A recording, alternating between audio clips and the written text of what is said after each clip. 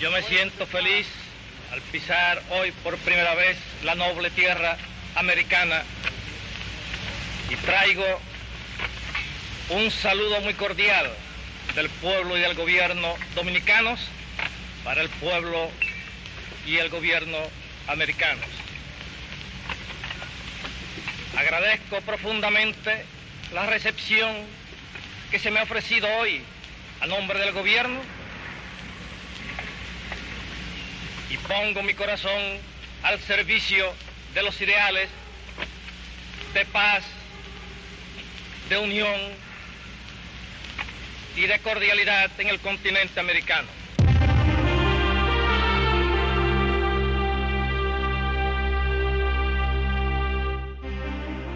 Este es Rafael Leónidas Trujillo Molina, quien gobernó la República Dominicana desde 1930 hasta 1961. Para 1940 tenía bajo su propiedad una buena parte de la actividad económica nacional a través de varias empresas que monopolizaban la comercialización de productos básicos. Para 1960 sus inversiones habían ascendido vertiginosamente, llegando a poseer solo en la industria azucarera, la más importante del país, el 60% de toda la inversión, dejándoles un 30% a las empresas de capital norteamericano y un 10% a sectores de la burguesía tradicional, aparte de las cuantiosas inversiones que poseía en otros renglones de la economía, como en tierras, industrias, ganadería y bienes inmuebles, entre otras. Acumuló una fortuna personal cercana a los $800 millones, estimada entre las 6 más grandes del mundo en su época. A la sombra de su dictadura se inició el proceso de industrialización del país. Se crearon sólidas instituciones del Estado dominicano, se eliminó la deuda externa y se establecieron los más altos niveles de independencia política y económica que conociera la República Dominicana durante el siglo XX, dentro de los márgenes permitidos por el gobierno norteamericano. En el ejercicio del poder exhibió una completa falta de escrúpulos, utilizando el fraude y la deshonestidad para conseguir cualquier propósito, y cuando estos le fallaban, utilizaba con igual naturalidad la violencia y el asesinato.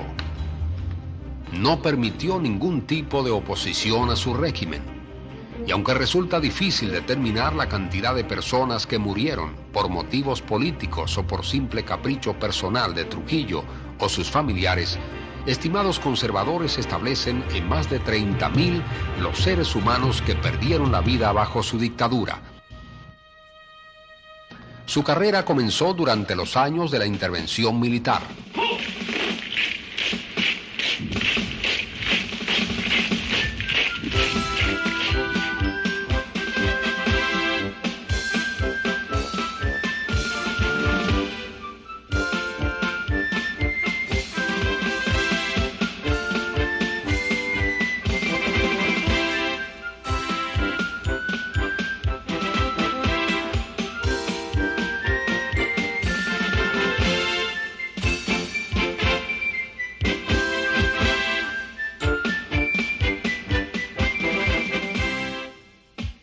El 15 de mayo de 1916, los marines norteamericanos invadieron la República Dominicana, alegando la defensa del gobierno de Juan Isidro Jiménez, quien se encontraba asediado por las fuerzas de Desiderio Arias. Posteriormente, las fuerzas de ocupación adujeron que el país había violado la Convención Dominico-Americana de 1907.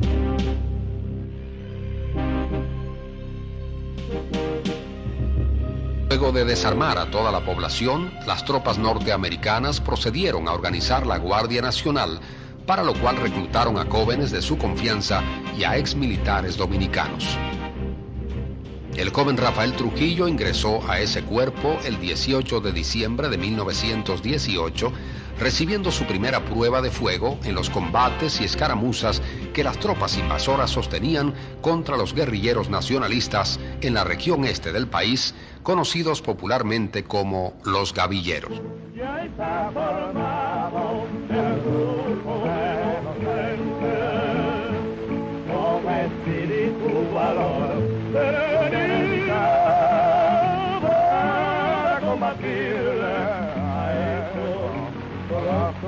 que oscurece el camino de la felicidad, el camino. El 15 de agosto de 1921, Trujillo ingresó a la Escuela para Oficiales de Caina, en las afueras de Santo Domingo, donde se graduó con honores y le fue confirmado su rango de oficial. Bajo las orientaciones de instructores militares norteamericanos, el oficial Trujillo conoció las técnicas del uso y administración de la fuerza, además de fortalecérsele su natural don de mando. En un reporte de esos años, el mayor Thomas Watson, del Cuerpo de Marina, refiriéndose a Trujillo, afirmó: «Es un hombre sereno, controlado, enérgico, activo e industrioso. Considero a este oficial uno de los mejores en servicio». En octubre del año siguiente, Trujillo fue ascendido a capitán de la Policía Nacional Dominicana y nombrado jefe de la 6ª Compañía, con asiento en San Francisco de Macorís. El 23 de febrero de 1924 murió trágicamente en Santiago el mayor César Lora, comandante del Departamento Norte del Ejército. 5 días después, el periódico Listín Diario, bajo la dirección del dirigente horacista Arturo Pellerano Sardá, afirmó: «Varias personas se han acercado a nosotros para suplicarnos digamos algo acerca del sucesor del mayor César Lora en el Comando Norte del Ejército, suplicando por nuestra mediación, a quien corresponda, sea designado con carácter definitivo el pundonoroso capitán Trujillo, por ser este joven militar de los que tienen mejor récord en el servicio y uno de los más serios y pundonorosos miembros de dicha institución, además de ser ya conocido en esta sociedad». El 12 de julio de 1924 se retiraron las tropas norteamericanas de Santo Domingo, dejando tras de sí un país con una economía organizada en función de las necesidades del mercado norteamericano, con las aduanas dominicanas administradas por funcionarios estadounidenses y con una Guardia Nacional organizada y adiestrada por el Cuerpo de Marina. Construyeron las 3 principales carreteras, introdujeron un nuevo sistema de propiedad territorial, aumentaron significativamente la producción de azúcar e introdujeron cambios institucionales que modernizaron la capacidad operativa del país. También aumentaron la deuda del Estado con los Estados Unidos para financiar el programa de obras públicas que ejecutaron, impidiéndole al Estado dominicano negociar nuevos préstamos internacionales sin previa autorización del gobierno norteamericano. Estas y otras restricciones que ya existían en la Convención de 1907 le fueron impuestas al país por nueva vez mediante la Convención Dominico-Americana de 1924, al amparo de la cual se produjo la desocupación del territorio nacional.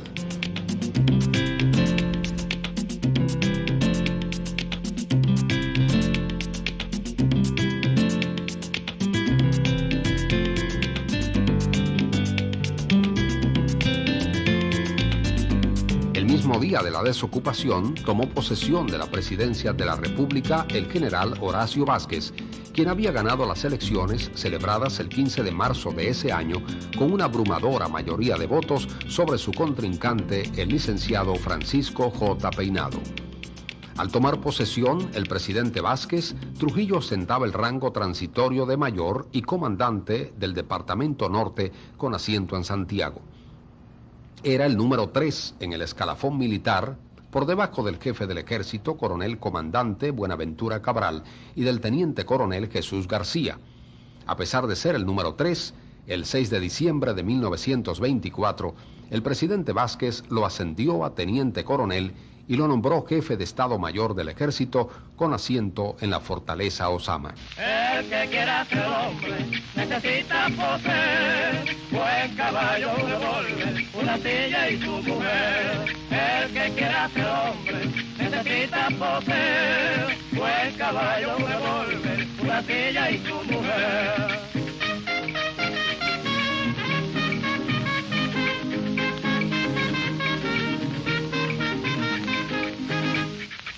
Muchacha, tú no te acuerdas cuando íbamos al bambú, que cerrábamos la puerta y apagábamos la luz. Esta noche voy para allá, desde ahora te lo aviso, si acaso suena la puerta, untarle jabón al quicio. Muchacha, tú no te acuerdas cuando íbamos al bambú, que cerrábamos la puerta y apagábamos la luz. Esta noche voy para allá, desde ahora te lo aviso, si acaso suena la puerta, untarle jabón al quicio.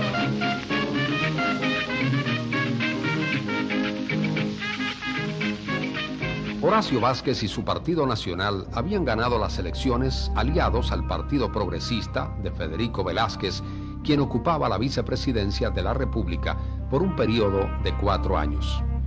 Los horacistas, que durante la campaña electoral habían usado la consigna de la no reelección y habían jurado estar solo 4 años en el gobierno, presentaron una serie de tecnicismos legales para prolongar por 2 años más el periodo de gobierno de Horacio Vázquez. Esta maniobra de los horacistas provocó una ola de protestas en diversos sectores de la población, incluyendo al vicepresidente de la República, Federico Velázquez, quien renunció, quedando rota definitivamente la alianza entre los partidos Nacional y Progresista.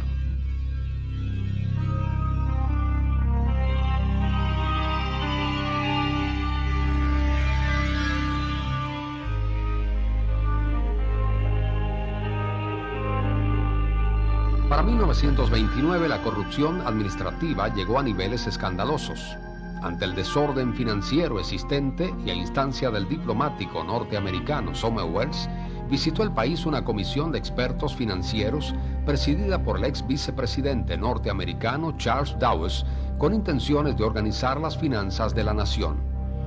Dicha comisión comprobó actos de corrupción en varias dependencias del Estado, incluyendo el Ejército, cuya jefatura ostentaba Trujillo y donde existía un déficit de más de 400,000 pesos al año. Mientras en silencio el jefe del ejército controlaba fuerzas militares y poder económico, los horacistas se enfrascaban en una lucha intergrupal por ocupar el puesto que dejaría el presidente Vázquez. Así, el doctor José Dolores Alfonseca, ascendido a la vicepresidencia de la República, representaba a un grupo de colaboradores cercanos al presidente Vázquez y rivalizaba con el grupo dirigido por el ministro Martín de Moya, sobrino de doña Trina. En medio de esta lucha grupal, Trujillo se declaraba imparcial y fiel cumplidor de las órdenes del presidente Vázquez, pero de todos eran conocidas las contradicciones entre él y el doctor Alfonseca, lo que estimulaba a Martín de Moya y su grupo a cortejarlo en busca de su respaldo.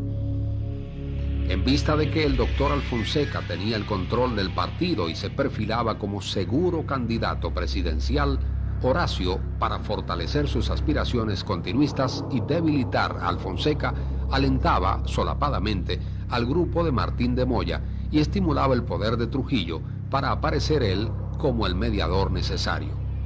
No dilataron en surgir grupos dentro del horacismo promoviendo su reelección para un nuevo periodo presidencial, 1930-1934. Para esos días, las ambiciones de poder y las actividades conspirativas de Trujillo eran conocidas por todos. En el periódico La Información de Santiago, el poeta Ramón Emilio Jiménez afirmó: una cosa que acaso está pasando inadvertida tanto para los seguidores de Martín de Moya como para los de Alfonseca es la aparición de un nuevo candidato en el escenario político. El mismo don Horacio acaso no lo sepa.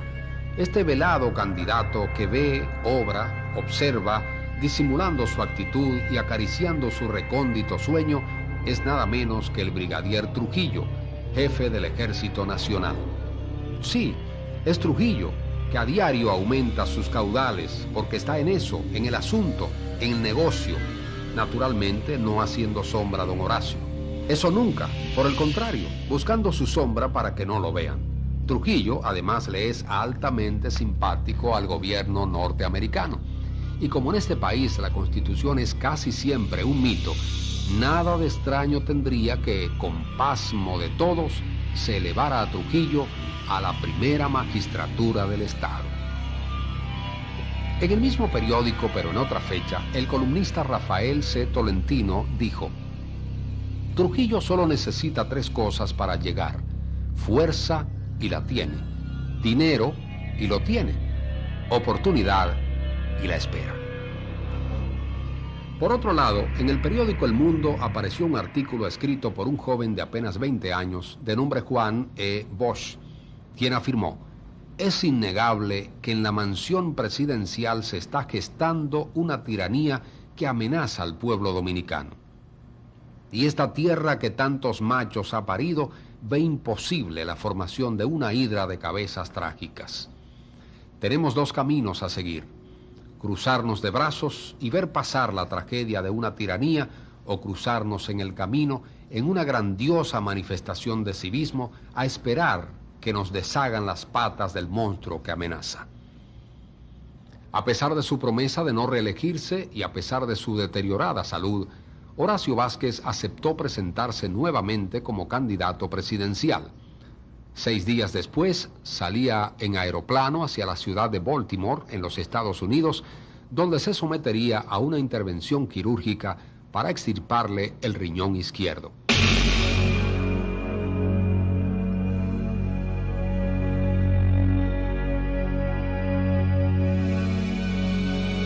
Al asumir las funciones de presidente de la República, el vicepresidente Alfonseca, estimulado por el dirigente horacista santiagués Virgilio Martínez Reina, organizó un plan para destituir a Trujillo de la jefatura del ejército. Mandó a buscar a Trujillo para que se presentara en su despacho de la mansión presidencial. Este no llegó a la hora señalada y en el momento en que no lo estaban esperando, se apareció ante el presidente Alfonseca acompañado de 20 oficiales del ejército fuertemente armados. Ante la demostración de fuerza de Trujillo y la mediación del ministro norteamericano, el doctor Alfonseca vaciló y optó por dejar la decisión final sobre el jefe del ejército hasta que regresara don Horacio Vázquez. My concern in dealing with the problems of these times has been to avert hunger or cold amongst those upon whom the blows have fallen with heartbreaking severity, that is, our unemployed workers. No man who has seen this battle as I have seen it, with the stout efforts of American faith and confidence in her people, could harbor a doubt for the future of the American people.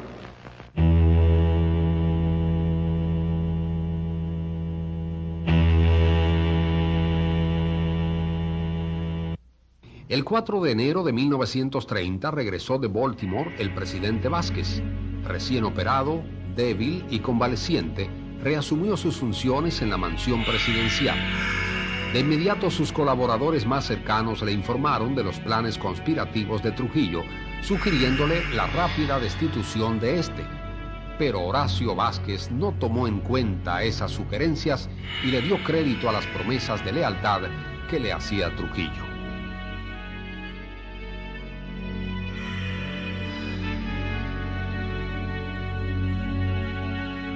El año 1930 encontró a la República Dominicana sumergida en una profunda crisis económica como consecuencia de la estrepitosa caída de los precios de los productos dominicanos en el mercado norteamericano. De 28.8 millones en 1928 se llegó a un mínimo de 9.5 millones de dólares en el peor momento de la crisis. Esto provocó una ola de descontento y una aguda crisis política que arropó las principales instituciones del Estado dominicano, con excepción del ejército, donde la férrea disciplina y los niveles de profesionalidad alcanzados hicieron posible que se constituyera en la más sólida institución del Estado. En vista de esa situación, los políticos de la época cortejaban a Trujillo, tratando de conseguir el respaldo del ejército para sus proyectos políticos particulares. Uno de ellos fue el licenciado Rafael Estrella Ureña, quien había sido ministro en Roma del gobierno del presidente Vázquez durante los años de auge del fascismo italiano. A su regreso al país, con un grupo de profesionales de Santiago, fundó el Partido Republicano y comenzó a conspirar clandestinamente junto al jefe del ejército.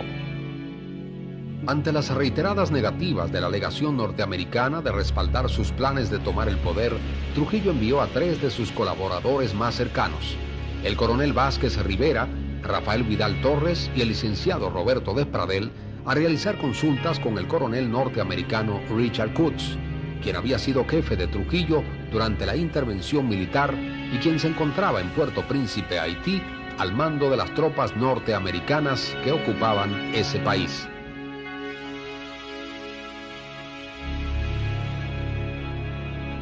En enero de 1930, el ministro norteamericano en Santo Domingo, Evan Young, quien ejercía gran influencia sobre Trujillo y a quien éste le había prometido respetar el orden constitucional, fue relevado de su puesto, pasando a ocupar su lugar Charles B. Curtis.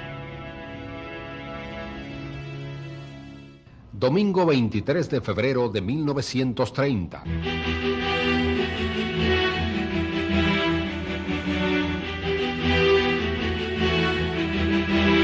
El licenciado Rafael Estrella Ureña, quien gozaba de amplio respaldo popular en el Cibao, tomó por asalto la fortaleza San Luis de Santiago al frente de un grupo de civiles armados y respaldado por Desiderio Arias y Elías Brache, entre otros. Los rebeldes no encuentran resistencia y de inmediato organizan la marcha sobre la capital. Al otro día, en Santo Domingo, ante la denuncia de que el jefe del ejército respaldaba a los rebeldes y ante la inminente entrada de estos a la ciudad, el presidente Vázquez, su esposa doña Trina de Moya y parte de su gabinete solicitan asilo en la legación diplomática norteamericana. El ministro norteamericano Charles Curtis le dice al presidente que no es necesario asilarse, ya que el general Trujillo le aseguró que se mantenía fiel al gobierno. Momentos después, todos salen hacia la fortaleza Osama, incluyendo al ministro Charles Curtis. Ya en la fortaleza Osama, el presidente Vázquez, dirigiéndose a Trujillo, le pregunta: «General, quiero saber si soy su presidente o su prisionero». Trujillo respondió: «Señor presidente, usted es mi presidente. Ordéneme». De inmediato el presidente Vázquez ordenó la salida del coronel José Alfonseca, un militar de su absoluta confianza, con 20 hombres, a hacerles frente a los rebeldes que se aproximaban por la carretera Duarte. Al retirarse el presidente de la fortaleza, Trujillo dio instrucciones al coronel Simón Díaz para que fuera al encuentro del coronel Alfonseca, lo relevara en el mando de las tropas y permitiera el avance de los sublevados sobre la ciudad. El martes 25 de febrero, la ciudad de Santo Domingo fue tomada por los rebeldes con simbólicos disparos al aire, mientras el ejército se mantenía acuartelado bajo las órdenes de Trujillo.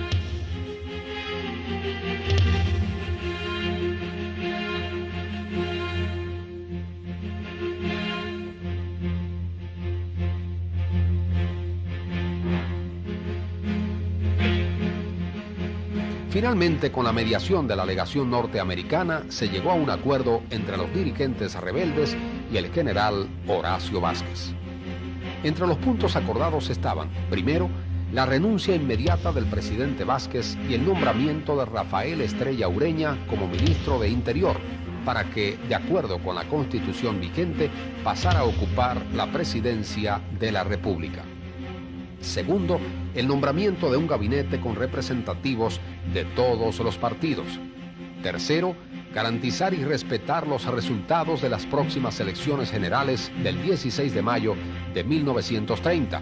Y cuarto, eliminar todo tipo de restricciones a los candidatos, con excepción del doctor Alfonseca y el general Trujillo, los cuales no podrán presentarse como candidatos a la presidencia. Varios días después del acuerdo, el licenciado Rafael Estrella Ureña se juramentó como presidente de la República. En un principio nombró su gabinete integrado por horacistas, velasquistas y amigos suyos, pero ante la ola represiva desatada por el ejército, la mayoría de ellos tuvo que renunciar para dar paso a los seguidores de Trujillo. En un informe estrictamente confidencial al Departamento de Estado, fechado el 7 de marzo de 1930, el ministro norteamericano Charles B. Curtis, al referirse a Trujillo, dice: entre los hombres prominentes de la República se duda que nadie, sin excluir siquiera al doctor Alfonseca, es tan odiado por tan gran número de personas como Trujillo. Los eventos de la Revolución revelan que Trujillo es un hombre ingenioso, astuto y traicionero, peligroso tanto para sus enemigos como para sus amigos, desleal a su palabra y a su deber, buscando favorecer sus propios intereses por medios buenos o malos. Está determinado a ser la mano que guíe el nuevo régimen. Parece aspirar a ser un nuevo Lilis, y Dios proteja al país si logra consolidarse en el poder.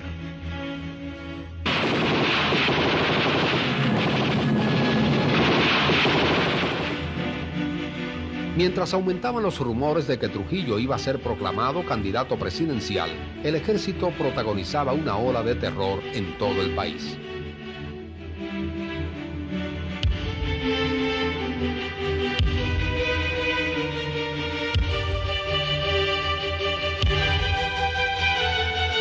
A mediados del mes de marzo, 6 pequeños partidos se unieron bajo el nombre de Confederación de Partidos y proclamaron las candidaturas de Rafael Leónidas Trujillo para la presidencia de la República y la de Rafael Estrella Ureña para la vicepresidencia.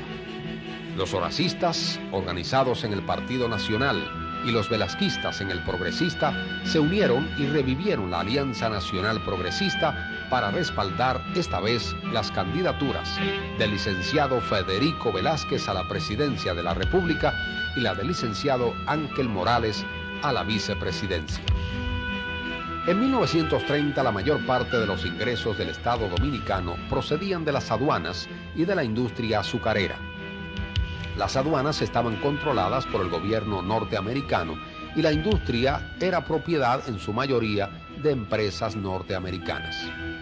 Los gobiernos no reconocidos por los Estados Unidos no podían disponer de los recursos generados por estas actividades.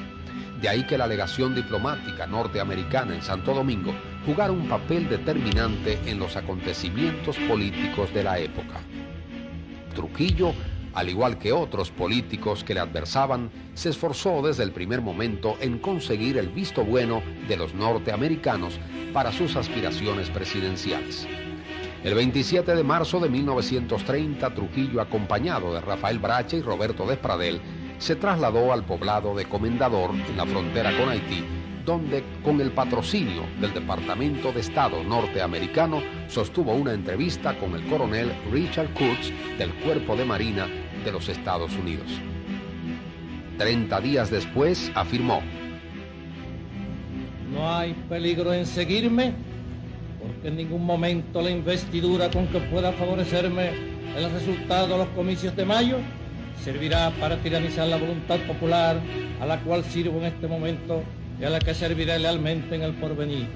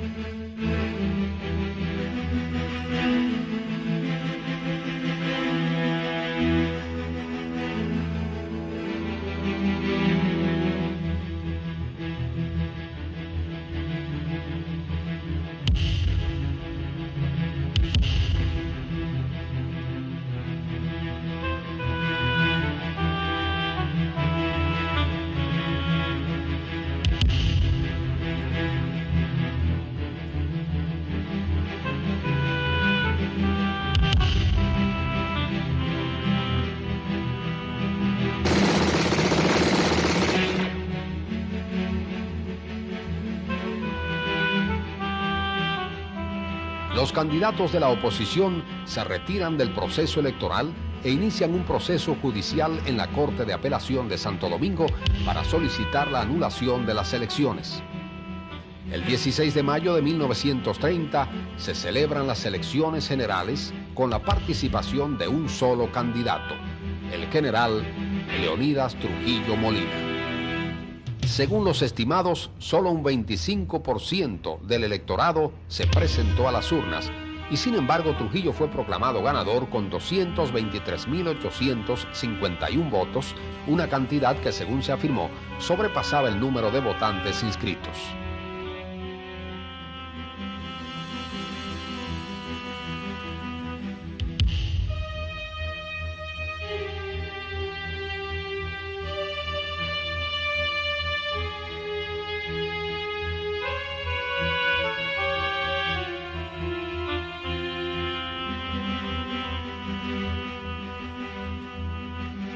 El horrendo asesinato del dirigente horacista Virgilio Martínez Reina y su señora esposa en estado de embarazo evidenció hasta dónde era capaz de llegar Trujillo y sus seguidores en su lucha por concentrar todo el poder en sus manos.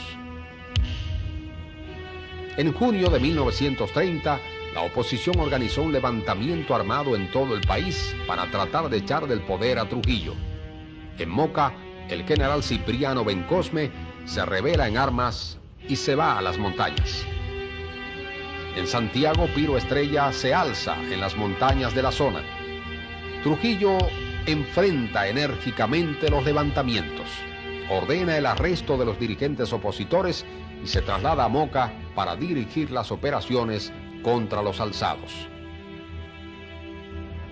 Que para hacer el bien es necesario ser fuerte, que el bien hay que imponerlo. Luego de 5 meses de tenaz persecución, el general Cipriano Bencosme cae abatido por las tropas del ejército. 2 meses antes de la juramentación de Trujillo, las opciones de la oposición estaban claramente definidas: o someterse a su voluntad o marcharse para el exilio. Esto último para los que aún conservaban la vida.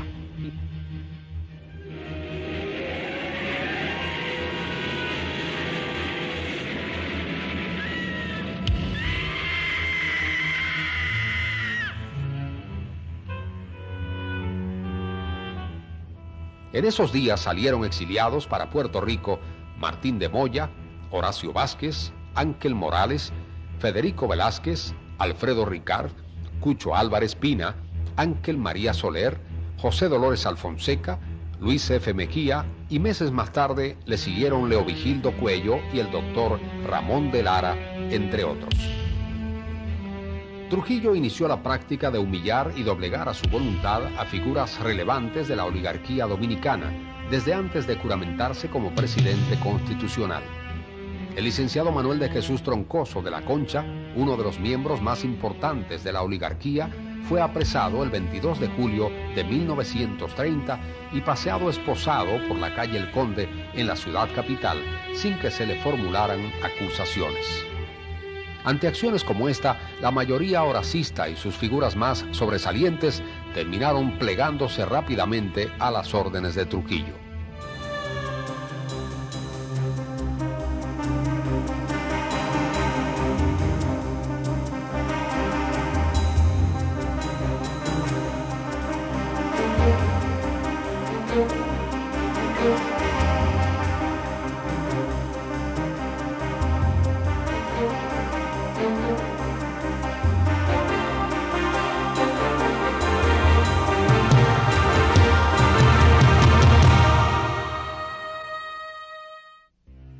El 16 de agosto de 1930, en medio de una grandiosa y monumental ceremonia donde se le repartieron limosnas a los pobres y se le brindó champán sin límite a la oficialidad del ejército y a los invitados especiales, tomó posesión Rafael Leónidas Trujillo Molina como presidente constitucional de la República Dominicana.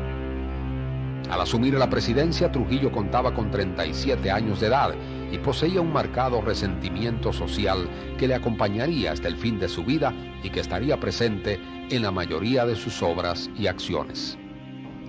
Para comprender la fuerza de este sentimiento que se anidaba en lo más profundo de su ser, hay que remontarse a sus orígenes en la villa de San Cristóbal.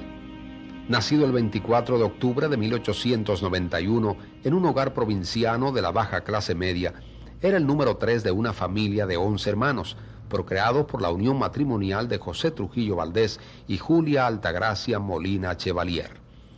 En medio de una familia numerosa, con un padre borrachón y mujeriego que desatendía sus responsabilidades hogareñas, el niño Rafael Leónidas creció carente de cariño y afecto paternal.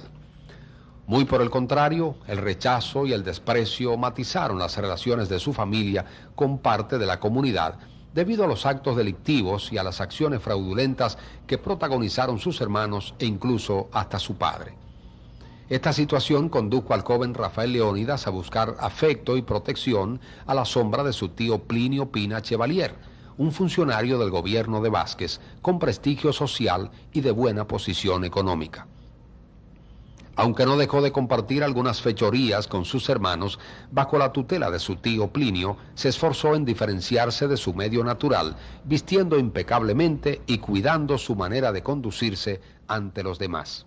Por ahí empezó su lucha por ser aceptado en la alta sociedad de la época. Aunque no logró pasar del quinto curso de la educación primaria, gracias a la recomendación de sus tíos Plinio y Teodulo, fue aceptado en varios trabajos. Primero como operador del telégrafo de San Cristóbal, luego como guarda campestre en el ingenio Boca Chica y finalmente oficial de la Guardia Nacional creada por los marines norteamericanos. Siendo oficial del ejército y a pesar de los méritos alcanzados, a Trujillo le fue rechazada su reiterada solicitud de ingreso a los clubes sociales de la exigente oligarquía dominicana de entonces. Para su excesivo orgullo y su ambición desordenada, estos rechazos significaban una profunda herida interior, produciéndole a su vez un gran rencor contra los sectores que no le aceptaban. Derribar a los linajudos bien considerados y ponerlos a sus pies, dominar todas las facetas de la sociedad hostil por dinero y por el puño, hacer que todos los hombres y mujeres dependiesen de él y luego agrandar el mundo así esclavizado. He aquí cuáles habían llegado a ser los fines de su existencia. Con estos sentimientos subió a la tarima el 16 de agosto de 1930 a tomar juramento como presidente constitucional de la República. Esta era la República Dominicana de 1930. Una población aproximada de 1.256.048 personas, 80% de las cuales vivían en el campo. Más del 80% de su población analfabeta. Solo 3 carreteras principales en todo el país y 2 ferrocarriles en la región norte. Una economía basada fundamentalmente en la agricultura y orientada hacia la exportación, con una ausencia casi total de mercados internos. Su territorio dividido políticamente en 12 provincias, las aduanas controladas directamente por el gobierno norteamericano, una deuda externa de $20 millones, cuya amortización había que comenzar a pagar rápidamente antes de su vencimiento en 1940 y 1942. Y finalmente una asfixiante crisis económica que afectaba a todos los sectores de la población. En marzo de 1930, la legación norteamericana en Santo Domingo envió un informe estrictamente confidencial al Departamento de Estado en Washington, informando sobre las cualidades de los principales colaboradores de Trujillo, muchos de los cuales aparecen aquí en este primer gabinete. Rafael Vidal Torres ha sido convicto de desfalco y asesinato y fue sentenciado a 14 años de prisión, pero fue liberado debido a la influencia de Trujillo. No tiene ninguna ascendencia y ninguna habilidad. Elías Brache, en la combinación de falta de principios, normas y aquellas cualidades que hacen el carácter de un hombre, Brache parece predominar. Él ha hecho intrigas con todo el mundo y ha traicionado a todos. Roberto Despradel es una hechura de Trujillo. No ha demostrado gran capacidad como economista y aparenta ser honesto. Antonio Jorge es un sirio analfabeto, cuyo único mérito es haber participado como general en el levantamiento de febrero. Jacinto Peinado es un abogado de prestigio, pero haragán y sin iniciativa. Esta era la opinión que sobre ellos tenía la legación norteamericana. Los otros miembros del gabinete no aparecían en el informe, pero de todos eran conocidas sus actividades. César Tolentino era el director del periódico La Información de Santiago, desde cuyas páginas se alentó el levantamiento de febrero contra Horacio Vázquez, quedando dicho periódico convertido en un instrumento de respaldo y promoción de las actividades trujillistas. José Manuel Jiménez, hijo del expresidente Juan Isidro Jiménez, a los 2 meses de haber sido nombrado, renunció. Teodulo Pina Chevalier, tío de Trujillo, fue abogado de las compañías azucareras norteamericanas y jefe del Servicio de Inteligencia de la Policía Nacional Dominicana, creada por los marines. Era la persona que más influencia ejercía sobre Trujillo.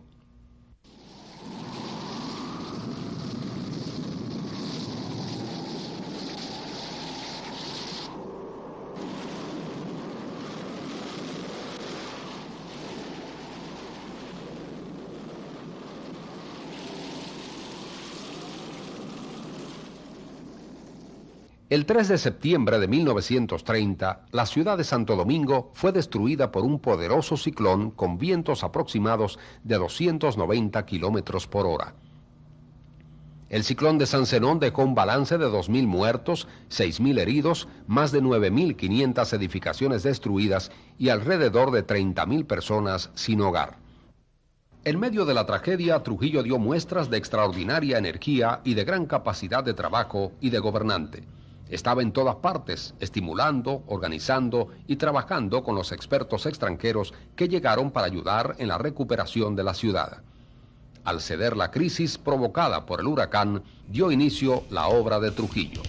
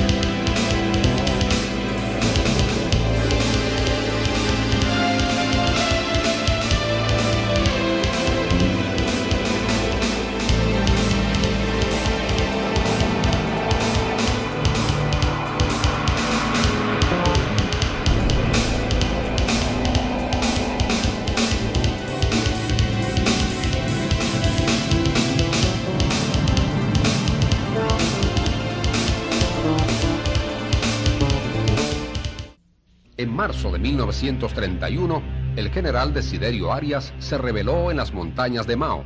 Antes de hacerlo, se había dirigido a Trujillo diciéndole: me brindé a darle colaboración a su gobierno pensando que su gobierno iba a seguir la tradición de respeto hacia la ciudadanía que República Dominicana había consagrado durante muchos años.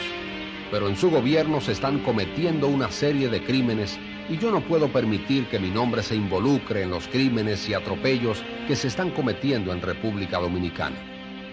Con la muerte de Desiderio Arias, desapareció el último de los caudillos regionales dominicanos y quedó eliminada definitivamente la oposición pública al régimen de Trujillo. Lo que más seguridad se ofrecía a la personalidad de Trujillo era saberse respaldado por las armas. Siempre le prestó mucha atención a estas y a los hombres que las manejaban, removiendo frecuentemente los puestos de mando e insistiendo constantemente en la lealtad que estos debían mantener hacia su persona.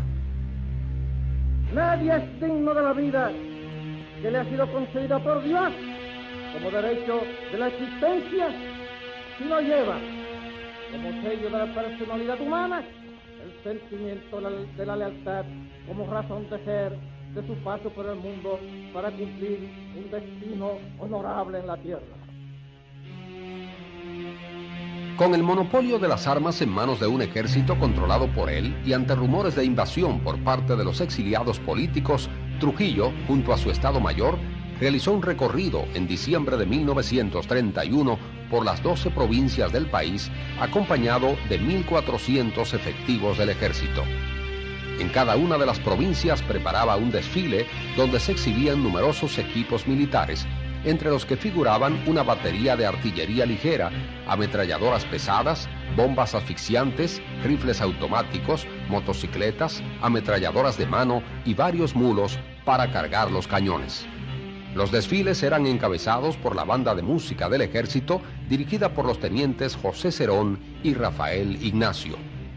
Acompañaron a Trujillo en este recorrido el general de brigada Ramón Vázquez Rivera, el coronel Pedro A. Estrella, los tenientes coroneles Ernesto Pérez y Fernando A. Sánchez y el mayor Manuel Emilio Castillo. También los capitanes Mélido Marte, Fausto Caamaño y Antonio Leiva Pou. Solo 2 civiles acompañaron a Trujillo en este recorrido militar, el doctor Francisco Benzo y el licenciado Joaquín Balaguer. El primero su médico particular para cuidar de su salud y el segundo su orador preferido para redactarle los discursos y corregirle sus declaraciones de prensa. Uno de sus apologistas de la época, parafraseando a Leónidas, el legendario rey espartano, afirmó: «Estamos en paz, bajo la sombra de las armas».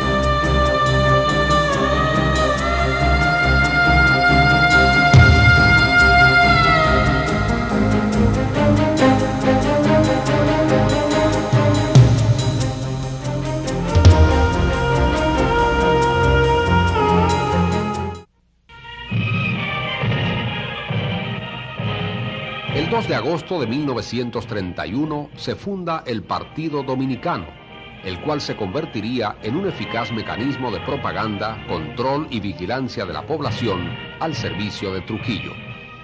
Como partido único al servicio del régimen, era obligatorio afiliarse a este. Para cualquier gestión ante los organismos estatales, el ciudadano debía presentar el carnet del partido, conocido popularmente como la palmita. El símbolo que adoptó el partido fue la palma real y su lema, 4 palabras que coincidían con el nombre completo del dictador: rectitud, libertad, trabajo, y tiempo después se agregó moralidad. Desde esos primeros años, Trujillo montó una maquinaria económico-financiera que le dio un sostén económico personal a su dominación política. Esta maquinaria se creó conjuntamente con la ejecución de la política económica de la dictadura, la cual tomó un impulso inusitado a partir de la Ley de Emergencia de octubre de 1931. Amparado en esta ley, Trujillo dispuso una serie de medidas económicas que incluyeron la paralización unilateralmente de los pagos por concepto de amortización de la deuda externa con la banca norteamericana. Disminuyó el gasto del Estado por medio de despidos masivos de empleados y reducciones de sueldos y equilibró la balanza comercial por medio de disminuciones acentuadas de las importaciones. Diseñó una política estatal de incentivo a la producción nacional de arroz, grasas animales, queso, mantequilla, calzados, muebles y otros productos agrícolas y manufactureros, fomentando así la producción para el mercado interno y sustituyendo la gran mayoría de las importaciones. Los resultados exitosos de esta política, debido en gran medida a los métodos despóticos que se emplearon, mantuvieron controlada la crisis económica que sufría el país. Trujillo era un hombre inteligente, sereno, valiente, organizado y trabajador, con un extraordinario don de mando y con profundo conocimiento de los más oscuros sentimientos del ser humano, además de una implacable autodisciplina. Era inculto, pero con su astucia sabía manejar a los más relevantes intelectuales y por ende escucharlos y someterse a sus proyectos. Pero a todas las cualidades que adornaban su persona les fueron agregadas otras que, sometidas a un proceso exagerado de elogio y exaltación, se magnificaron hasta el extremo de atribuir a Trujillo poderes sobrenaturales. Así, numerosos homenajes, condecoraciones, reconocimientos y títulos se sucedían constantemente, pero solo 4 se hicieron obligatorios mencionar al referirse a él públicamente. Generalísimo de los Ejércitos Nacionales, otorgado por el Congreso Nacional el 26 de mayo de 1933. Doctor honoris causa en todas las facultades de la Universidad de Santo Domingo en octubre de 1934. Padre de la Patria Nueva y benefactor de la patria, otorgado por el Congreso el 16 de agosto de 1933 en Santiago. El grande hombre, el héroe de Carlyle, no tiene que ser poeta, ni pintor, ni escultor. Solo tiene que ser uno de esos hombres a quien Platón llamaba hombres divinos, a cuya zaga y seguimiento deben marchar todos los ciudadanos que viven bajo un buen gobierno, según aconsejaba el inmortal filósofo griego. Cuando a un pueblo lo rige uno de esos héroes o uno de esos hombres divinos, ese pueblo ve en él al auténtico protagonista de todo el acontecer de su cultura, porque es él quien enmarca y condiciona el perfil de su historia. Es el hombre necesario, lo repetimos, y ese es el caso de Trujillo.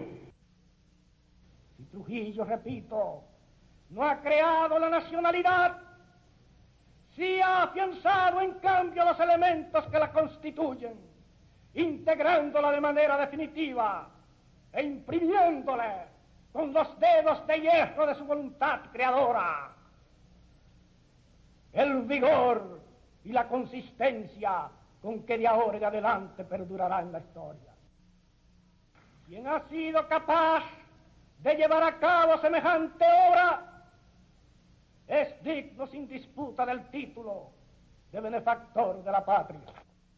Es acreedor a ese título y acreedor al título más grande todavía de padre y civilizador de la República.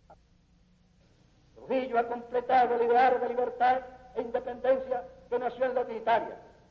Duarte y Trujillo, a través del tiempo, enlazan sus manos en la culminación excelsa de un ideal de grandeza y de gloria para la República. Por eso Trujillo es el último de los trinitarios, por eso es el benefactor de la patria, por eso es el padre de la patria nueva.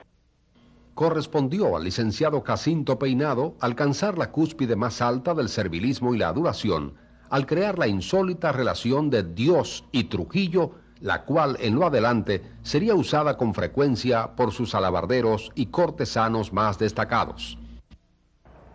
Cuando un dominicano expresa que debe su bienestar y a Dios y a Trujillo, no hace otra cosa que hacerse intérprete de este hecho pasmoso que se ha cumplido aquí por primera vez en la historia. La presencia de Trujillo en la patria es una realidad tan viva como lo es la presencia de Dios en el universo a través de sus obras y a través de sus constelaciones inmortales. Con frecuentes pronunciamientos como estos, los intelectuales al servicio del régimen situaron la figura del tirano por encima de todos los mortales, generando en la población sentimientos de admiración y veneración a su persona, lo que a su vez estimulaba una conducta de sumisión y aceptación del poder personal del dictador. A esto hay que agregar la megalomanía ilimitada de carácter mesiánico que exhibía Trujillo. La República Dominicana afrontaba una angustiosa situación cuyas graves proporciones asemejábanse a las existentes en aquellos primeros años de nuestra vida republicana. Y fue precisamente entonces cuando, obedeciendo a las exigencias de ese paralelismo histórico a que antes me referí y que parece inherente a la vida de los pueblos, las miradas de todos los dominicanos se volvieron hacia mí. Las miradas de todos los dominicanos se volvieron hacia mí. Las miradas de todos los dominicanos se volvieron hacia mí. Pero a pesar de su delirio de grandeza y del esfuerzo intelectual para mitificarlo, la gente del pueblo, en sus conversaciones privadas, al referirse a él, usaban el apodo con el cual lo bautizaron en las callejuelas y callejones de San Cristóbal. Le seguían llamando Chapita.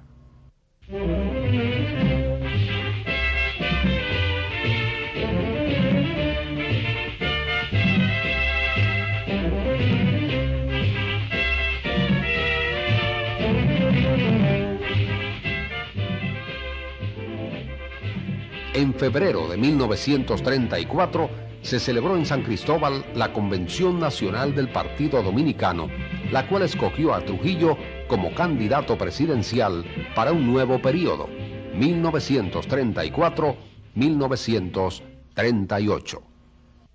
No me presento hoy ante la opinión nacional con nuevos programas y promesas. Puedo decir sencillamente que me doy todo entero a la patria, como he sido y como soy, al aceptar ser postulado por el Partido Dominicano para la presidencia de la República en las elecciones del próximo 16 de mayo. No he de hacer revisión de mi pasado político para acreditarme ni para blasonar mi nombre. Me basta con comparecer ante la conciencia nacional para confiarme a sus veredictos, porque no vengo en solicitud de sufragios, sino a empeñar mi palabra en que continuaré entregado con toda mi energía y capacidad a la obra de bien patrio que he venido plasmando sin términos ni desmayos. Para el pueblo ha sido grato el grandioso notición, la del nuevo candidato que proclama la nación, que gobierne el general. Es la voz de mi Quisqueya, realizando su ideal, bajo luz de las estrellas.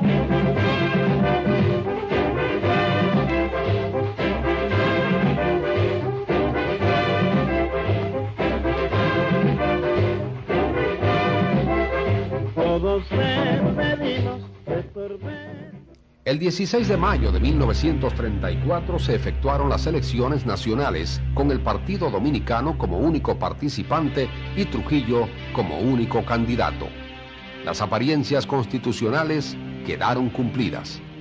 3 meses después, el 16 de agosto, se juramentó para un nuevo periodo, llevando esta vez como vicepresidente al licenciado Jacinto Peinado.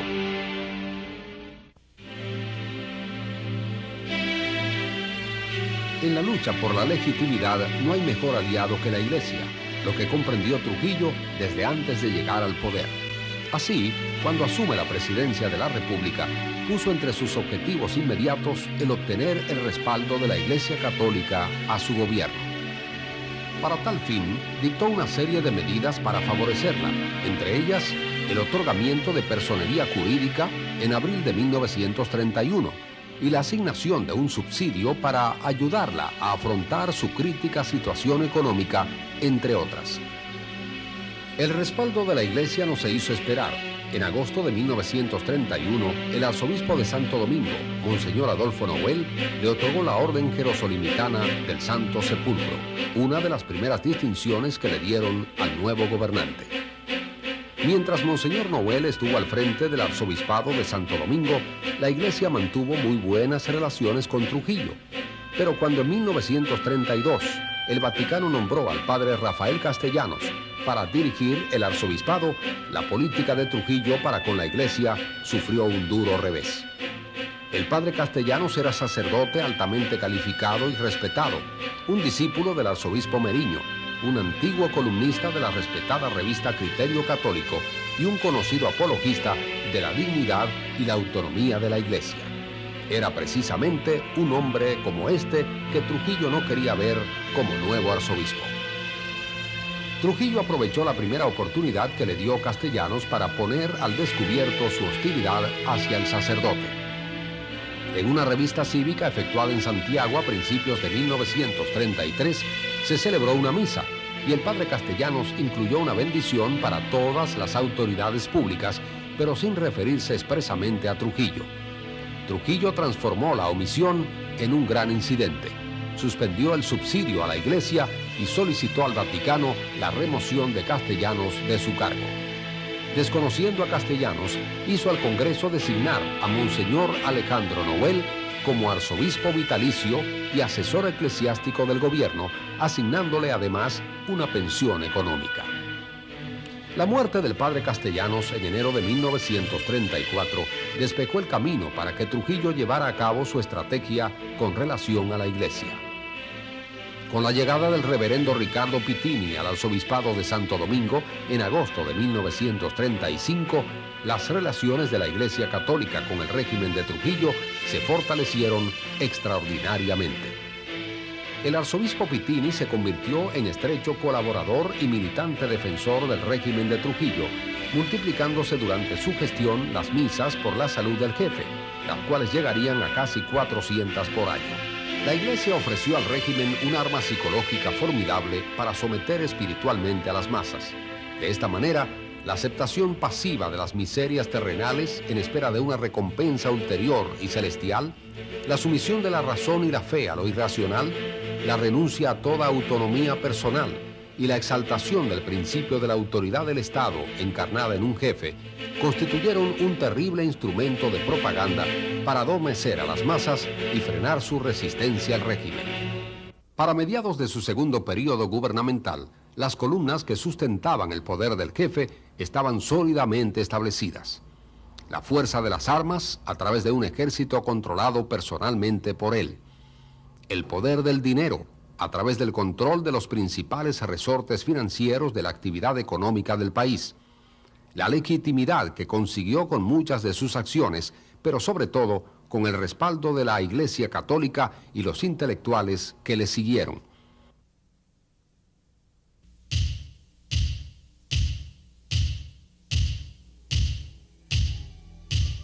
Desde los inicios de su gobierno, Trujillo mostró una gran preocupación por Haití y los haitianos residentes en nuestro país. De 1930 a 1937 realizó 4 viajes a Haití y sostuvo igual número de encuentros con el presidente de ese país, Stenion Vincent, quien reciprocó el gesto visitando Santo Domingo en varias ocasiones. El primero de estos encuentros lo sostuvieron en Cabo Haitiano y en Dajabón en octubre de 1933. En esta primera reunión, Trujillo y Vincent acordaron reiniciar las negociaciones para la firma de un nuevo acuerdo fronterizo que revisara el de 1929 y estableciera los límites definitivos de la frontera dominico-haitiana. Finalmente, luego de intensas negociaciones, en marzo de 1936, Trujillo retornó a Puerto Príncipe y firmó junto a Vincent el protocolo que puso fin a la disputa fronteriza y estableció los nuevos límites de la frontera dominico-haitiana. Durante uno de los discursos que pronunció para la ocasión, Trujillo afirmó: "Me enorgullezco en declarar ante mis conciudadanos y frente al mundo que una alta proporción de sangre africana corre por mis venas".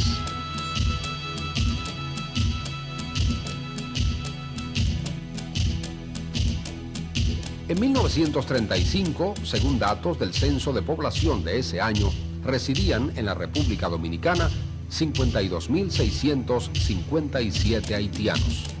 Gran parte de los inmigrantes haitianos se habían establecido en la región norte del país, próximo a la frontera con Haití, creando su propia base económica de sustentación que incluía modestas cantidades de tierras, casas, ganado y animales varios.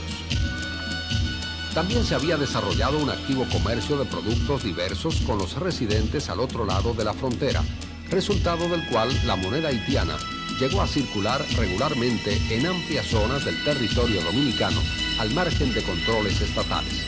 La existencia de esta comunidad con autonomía económica estaba reñida con la estructura del poder trujillista, ya que una de sus características era la centralización y control de toda la actividad política, económica y social del país. Esta situación Trujillo no podía tolerarla. A finales de 1937, el acariciado proyecto de la intelectualidad trujillista de blanquear la raza, la intolerancia de la dictadura, que no podía permitir actividades reñidas con la estructura del poder dictatorial, y la tradicional propensión de las tiranías a ensañarse contra las minorías, confluyeron en la ejecución de una orden horrenda, sangrienta y perversa.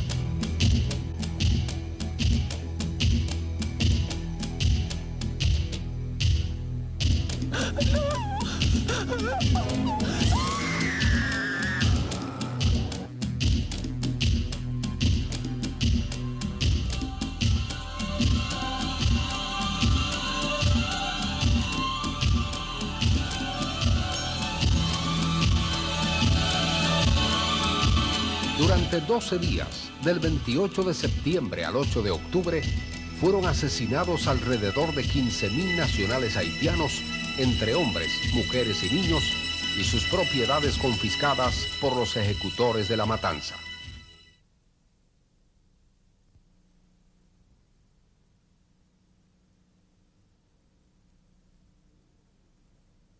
En el régimen dictatorial trujillista encontramos, participando activamente en él, representativos de los diversos roles sociales propios de un sistema de opresión.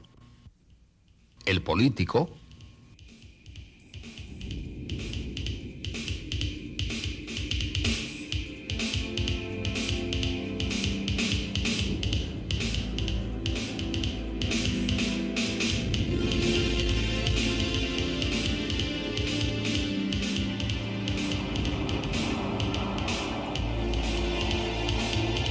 el cura,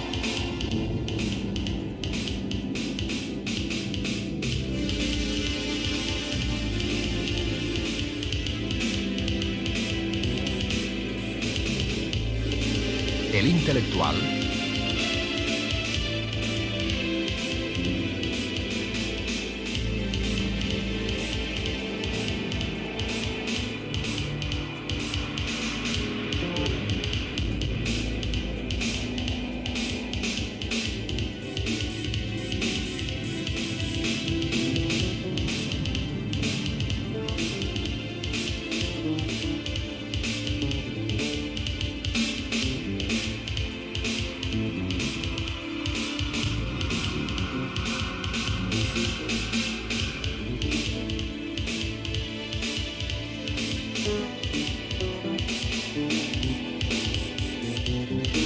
el empresario,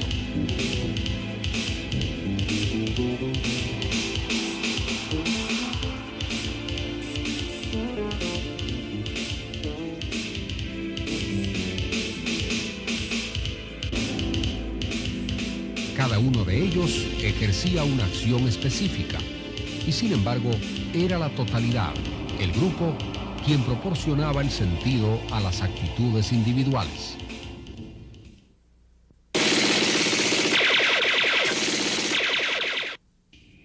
En todos los sistemas de opresión existe a disposición de los sectores dominantes este mismo tipo de hombre encargado de tan singular faena.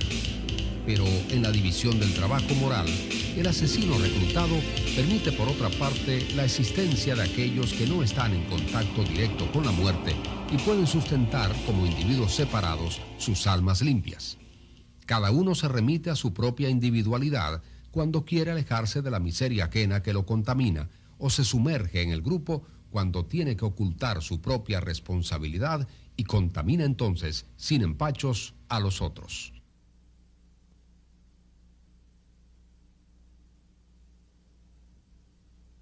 Por eso, la verdad del asesino está en el grupo.